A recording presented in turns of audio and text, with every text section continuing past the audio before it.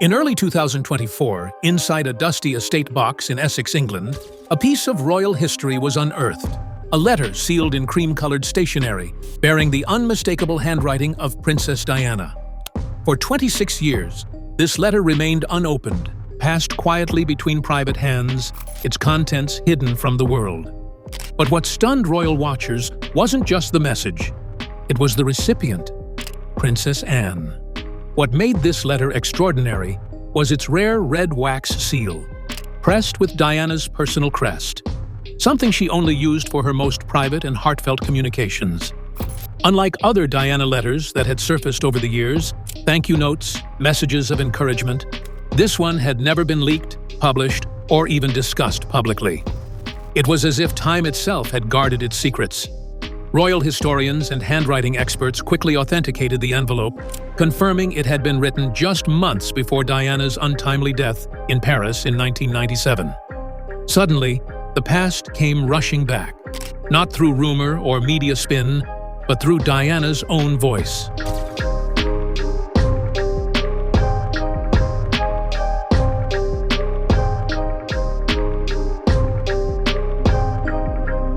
The discovery sent ripples through Buckingham Palace and reignited public fascination with Diana's legacy. What was she trying to say to the one royal she was never close to? Why Anne? Why now? This letter, frozen in time, would soon reveal not just Diana's fears and hopes, but a vision for the monarchy that would eerily align with the world we live in today. And as the envelope was finally opened, it became clear. This was not just a letter.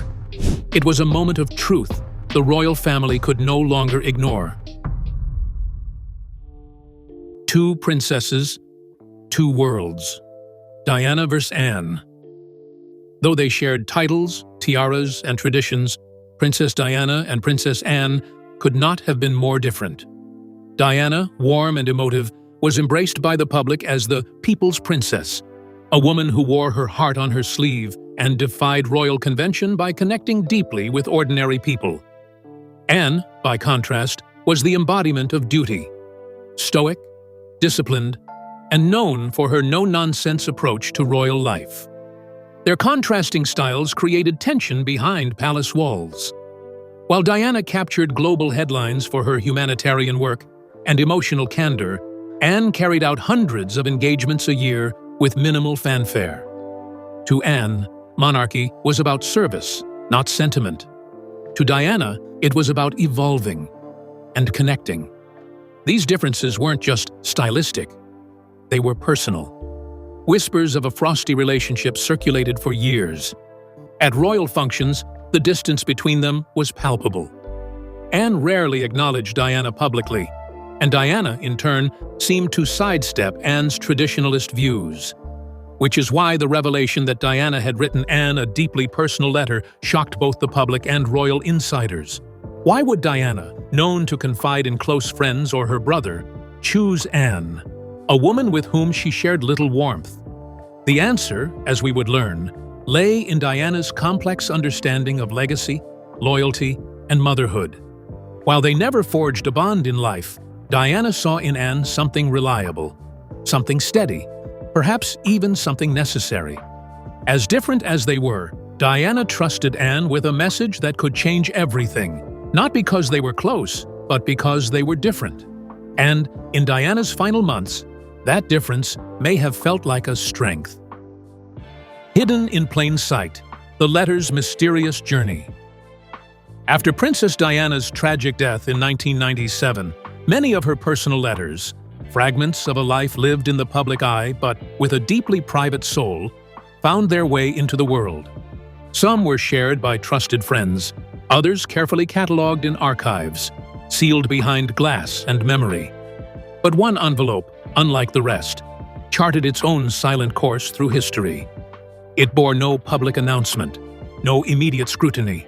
Instead, it drifted quietly between private hands, unopened, unspoiled, hidden in plain sight for nearly 3 decades. This envelope, sealed with crimson wax and marked with a slanted, unmistakably feminine script, was entrusted to a senior palace staffer just days before Diana's final trip to Paris. The staffer, whose name remains cloaked in discretion, out of respect or perhaps fear of unwanted attention, was given no instruction other than to keep it safe. And so they did. But Diana never returned. The car crash in the Pont de l'Alma tunnel ended more than just a life. It silenced a voice that had, for years, captivated the world. In the days of mourning that followed, amid a nation's grief and the palace's controlled chaos, the letter quietly changed hands. The staffer, either out of reverence or unease, passed it to a private collector known for handling royal ephemera. The collector, valuing privacy as much as provenance, chose not to open it. Instead, they held it briefly, then sold it quietly to a retired banker named Thomas Henderson in 2001.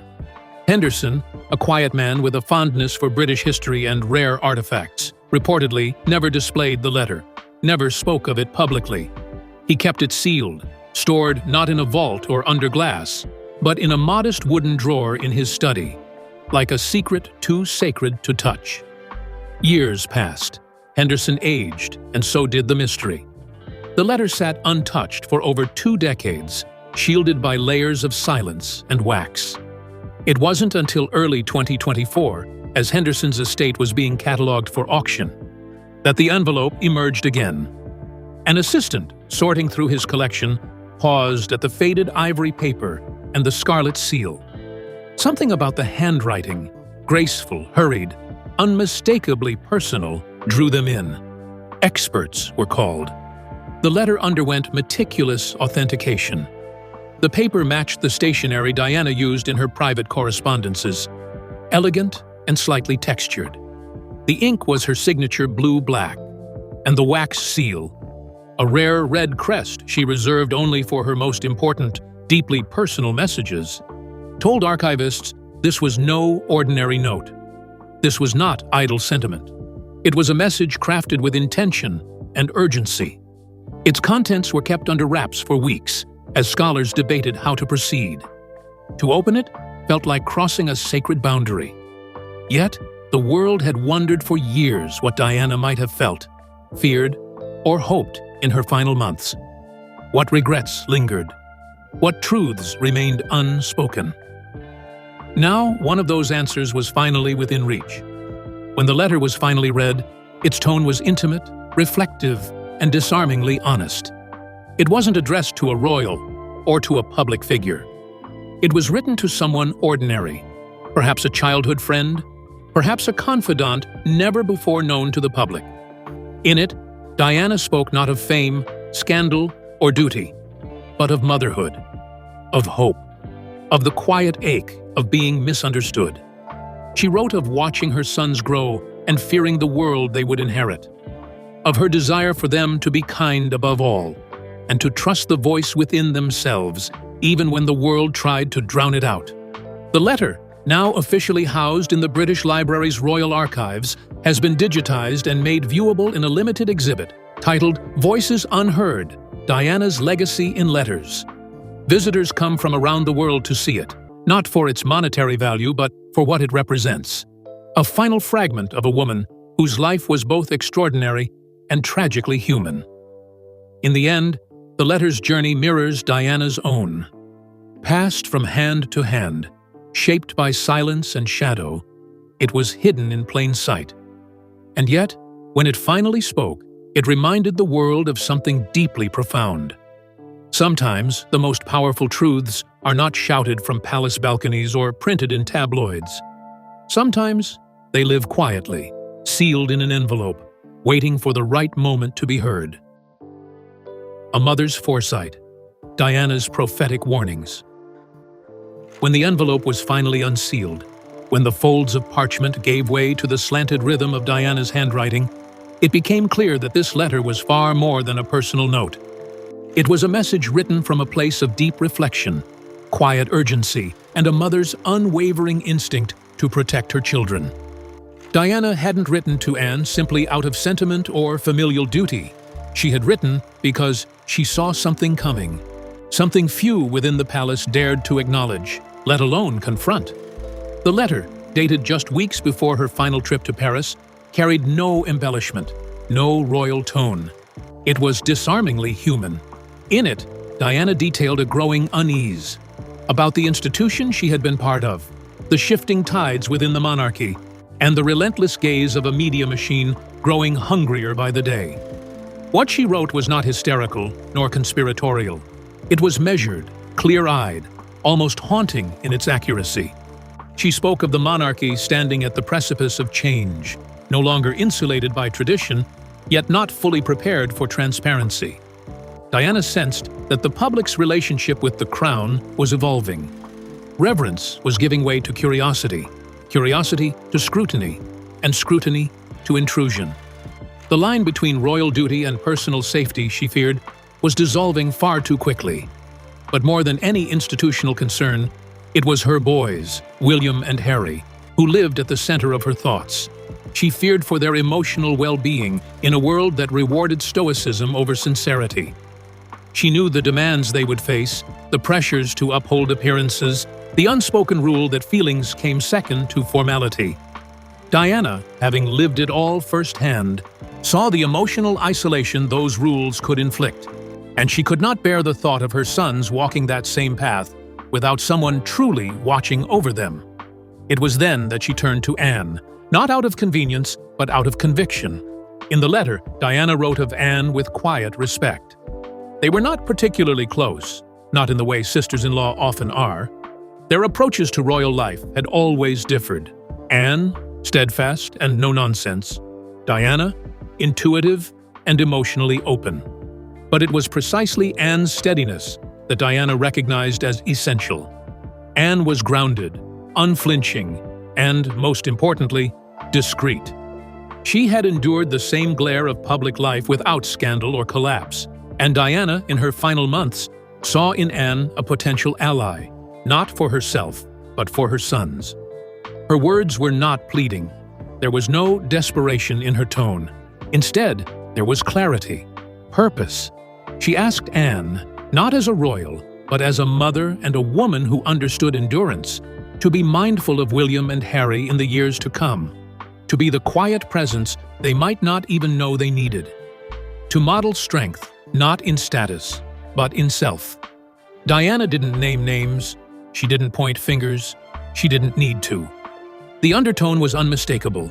She had seen how loyalty to image could eclipse love, how protocol could be weaponized, and how the institution often failed to protect its own when emotion clashed with expectation. And yet, the letter wasn't bitter. It wasn't angry. It was calm, almost serene. Diana's voice in those pages was maternal, wise, and heartbreakingly lucid. She had accepted, perhaps even resigned herself to, the reality that her influence might fade. But she hadn't given up. Instead, she passed the baton in the only way she could, quietly, deliberately, and with hope. In the final paragraph, she wrote, "If I'm gone, and they need something no title can offer, just make sure they don't lose themselves. That's all I ask. Not for duty, for them, for who they are beneath it all." It was not a warning for Anne to act immediately. It was a seed, planted in trust, meant to take root when the time was right. And now, all these years later, as William and Harry chart paths no one could have predicted, each grappling with legacy, identity, and grief, the letter feels less like a relic and more like a prophecy. Diana didn't just sense the storm, she named it. And in her own quiet way, she tried to send up a flare, not to preserve a throne, but to protect two hearts she loved more than anything else in the world. The most unexpected request. Perhaps the most surprising part of Diana's letter wasn't its warnings or reflections, it was her request. After years of cool distance and unspoken tension, Diana asked Princess Anne to look after William and Harry if she couldn't be there. Not as their guardian in name, but as a guide, a quiet force behind the scenes, someone who could help them navigate the complex web of royal life with a sense of integrity. The very integrity Diana had come to admire in Anne, even if she never said it aloud. The tone of the request was neither emotional nor dramatic. It was measured, thoughtful. Diana wasn't pleading, she was planning. In her final months, she had found a strange kind of peace.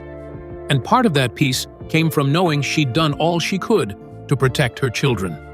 That she chose Anne, a woman she wasn't close to, says everything about Diana's state of mind. She wasn't looking for warmth or comfort. She was looking for strength, for loyalty. And in Anne, she saw a woman who understood the burden of the crown, even if she carried it differently.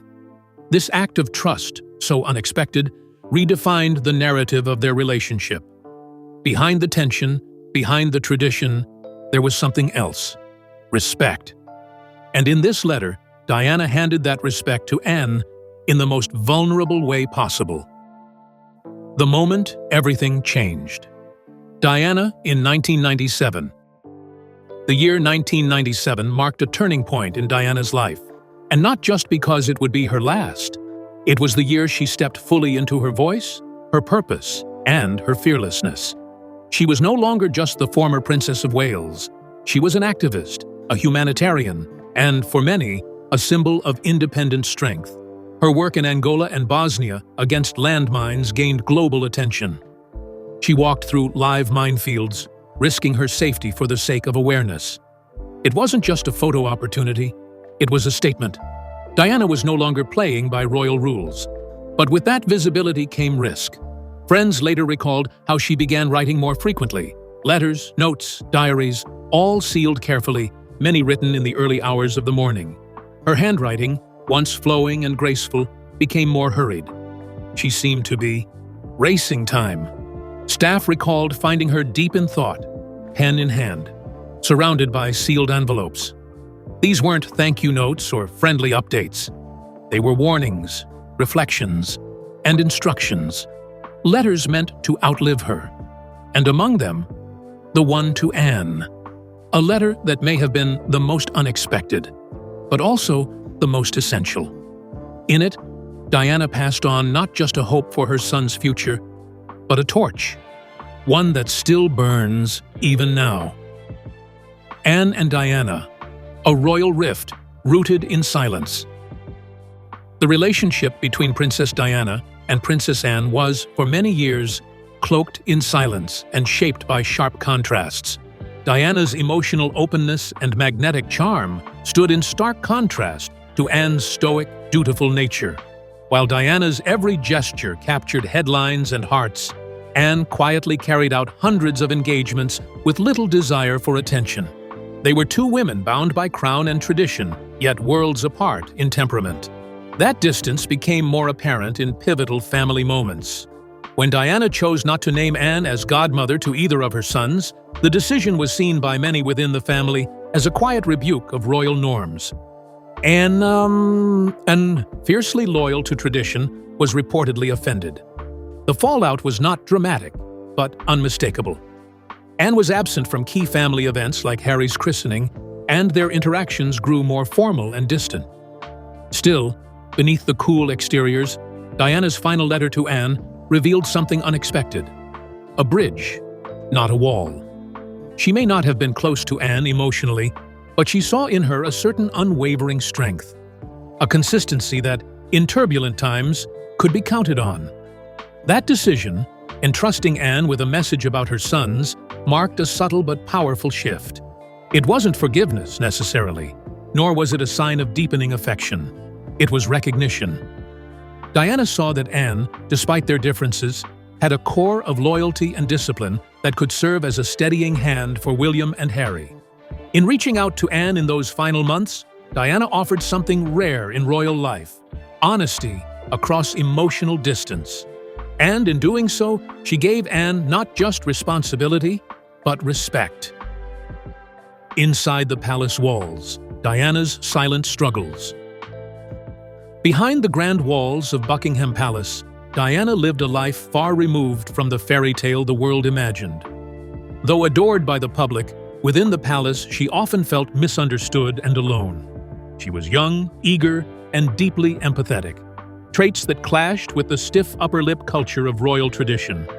Among those who seemed least receptive to her warmth was Princess Anne. Diana worked hard to find her footing within the royal structure, trying to please both the public and her in-laws. But in her early years, her efforts were often dismissed. Staff members recall seeing her quietly weep in private rooms after tense family dinners or cold exchanges. She longed for guidance, for mentorship, even if unspoken. Anne, who had grown up immersed in royal expectations, offered little. Anne's reserved nature was rooted in decades of protocol. She had learned to master silence, to serve with stoicism. Diana, however, needed something more: connection. That difference created a painful void.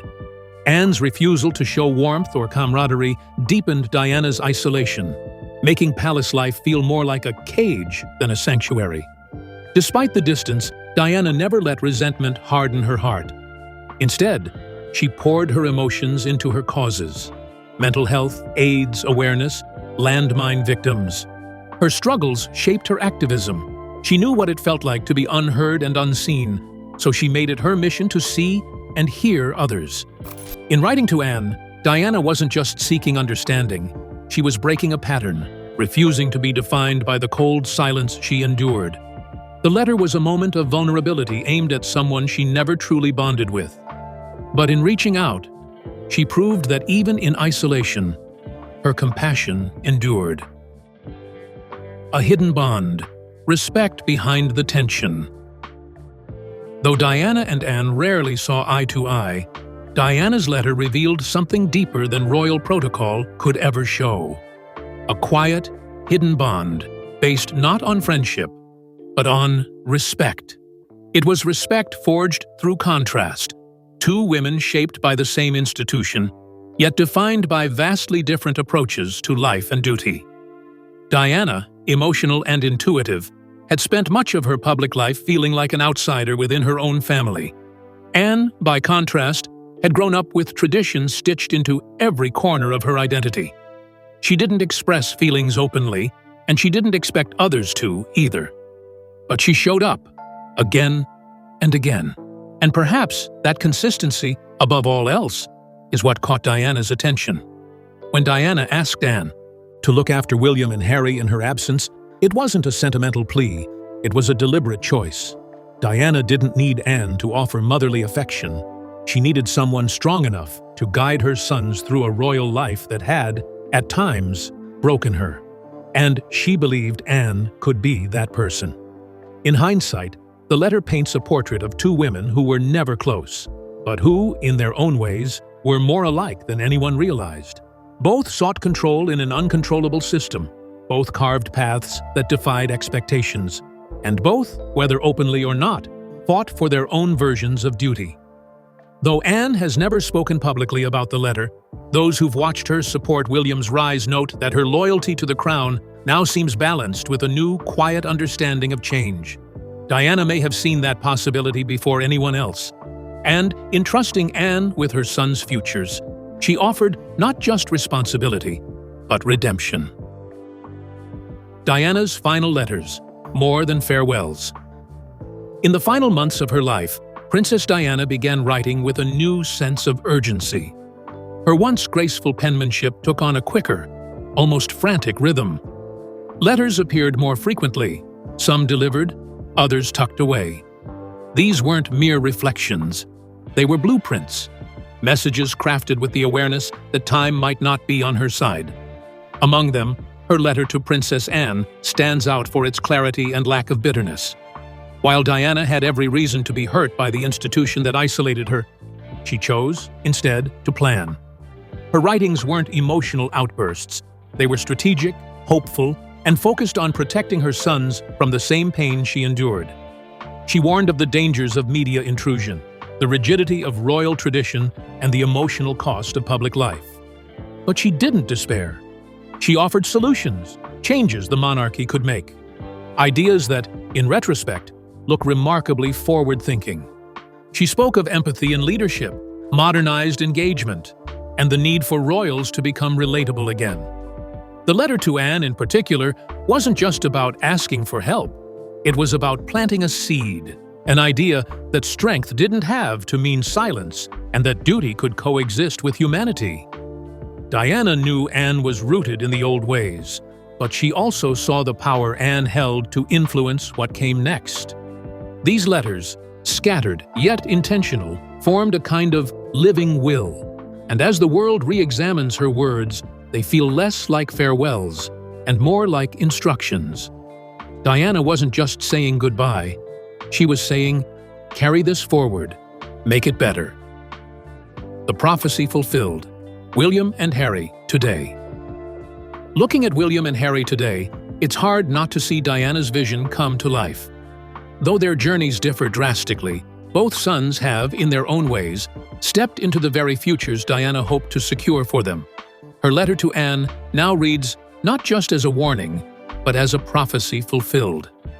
Prince William, poised to become king, has embraced a role that blends tradition with accessibility. His approach to fatherhood, public life, and charity echoes the values Diana championed. He is seen not just as a royal, but as a relatable leader, deeply involved in mental health advocacy, homelessness campaigns, and efforts to modernize the monarchy. Prince Harry, meanwhile, took a more radical path. Choosing independence, he stepped away from royal duties and into a life where he could control his narrative. While controversial, his departure aligns with his mother's emphasis on emotional well-being and personal truth. In Harry's pursuit of authenticity, Diana's own struggle to be heard lives on. Their choices, though divergent, reflect the very freedom Diana wanted for them. In her letter, she didn't dictate a single path. She urged that they be allowed to choose for themselves. And now, decades later, both sons walk roads she would have recognized. Roads forged by courage, not obligation. As their lives unfold in public view, Diana's words ring louder than ever. She didn't just see the future. She shaped it. Through her voice, her love, and yes, even her final letters, she laid the foundation for a monarchy that could evolve. And in many ways, it has. Anne's quiet influence after Diana's death. In the aftermath of Diana's tragic passing, Princess Anne never publicly spoke of the letter. Yet those closest to the palace noted a subtle shift in her demeanor, one that suggested the letter had left its mark. Over the years, Anne quietly began to support William's efforts to bring a modern tone to the monarchy. Her actions, though never spotlighted, reflected a growing alignment with the vision Diana laid out in her final writings. Anne, long seen as a stalwart of tradition, began encouraging a more streamlined royal family and often defended the younger generation's desire for personal freedom. It was not a dramatic transformation, but a graceful adjustment, a recognition, perhaps, that change was both inevitable and necessary. While Anne had once resisted Diana's approach, she seemed, over time, to carry its spirit forward in her own way. This quiet evolution speaks volumes. Though their relationship was complex, Anne's response to Diana's letter may have been one of the most profound acts of understanding in royal history. In silence, she honored it. In action, she affirmed it. And in doing so, Anne helped gently move the crown closer to the world Diana had once imagined.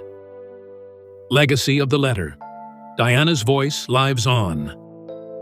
As time passes and the royal family continues to navigate its future, the discovery of Diana's letter to Anne reminds the world of a truth that's never faded. Diana saw what others refused to see. She understood the cracks in the monarchy, the pressures her sons would face, and the need for transformation rooted in empathy, not just tradition.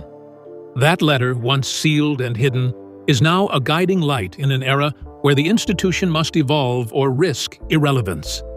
What's most striking is not just the content of the letter, but the trust it represented. Diana extended hope where there had once been distance. She built a bridge where silence had ruled. In doing so, she left behind more than just paper and ink. She left a blueprint. Today, as William shapes his future and Harry carves his own path, Diana's voice continues to echo. Her fears were real, her hopes prophetic, and her legacy, etched in that letter, now lives not only in memory, but in action. For a monarchy facing constant reinvention, Diana's lost words may prove to be the most enduring compass of all.